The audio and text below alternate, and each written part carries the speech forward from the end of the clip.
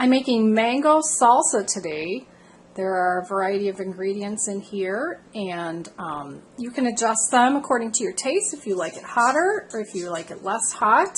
Let's get started and I'll show you how to make it. To make this mango salsa, I have 2 mangoes. I have a lime that I'm going to juice. I have some cucumber. I don't know if I'll use all of this.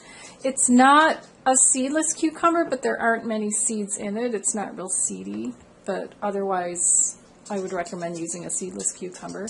The jalapeno pepper, I'm going to decide if I'm only going to use half or a whole. I have 2 green onions. I have some cilantro that I'll chop. And then instead of a red bell pepper, I have these little red sweet peppers that came in a bag of mixed sweet peppers. So I'm going to chop those. So let's get started chopping. Alright, I've already started chopping. Here I have the green onion, and I cut the white and some of the lighter green parts, and then once they were cut in little circles, I chopped them up even more to really small pieces. I also chopped the jalapeno into small pieces. I did the whole thing, but I might just add half. I'm going to eyeball it later. I chopped the cilantro. What I did is I pulled the leaves off because I didn't want the stems in this recipe. And then with all the leaves on the cutting board, I just chopped them into small pieces.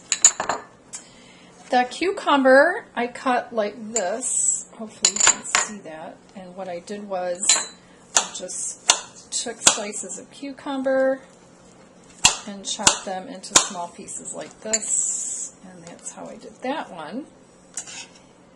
I juiced the lime, but it didn't make much lime juice, so I might juice another one. And then I cut those little red peppers into really small pieces.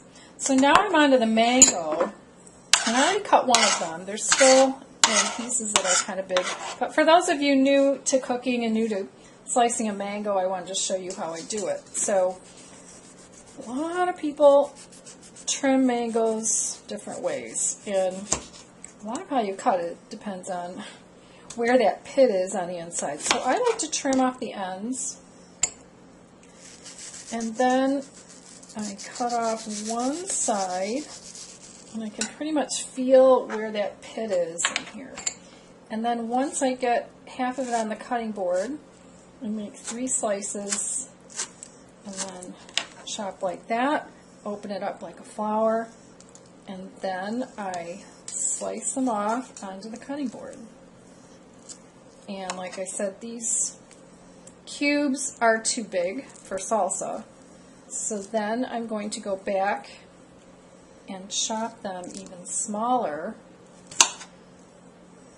So, I don't want them pureed or looking way too small, but they need to be salsa size. So this takes a little time. I guess I could take a big knife and chop through here. I'm not like the professionals with a big knife, where they can put it on and chop, chop, chop. So I'm afraid that, not that I would cut myself with a large knife, but I'm concerned that mango, as slippery and wet as it is, would go flying and land on the floor. So this is what I'm going to do with the rest of it before I put everything in a bowl. I put everything in a medium-sized mixing bowl and stirred it up. I ended up putting in all of the jalapeno. And I haven't added any more lime juice so far. I've only tasted it a couple times. I might add a little more lime later off camera. But that is how I make a mango salsa. And then I'm going to serve it up in a bowl next.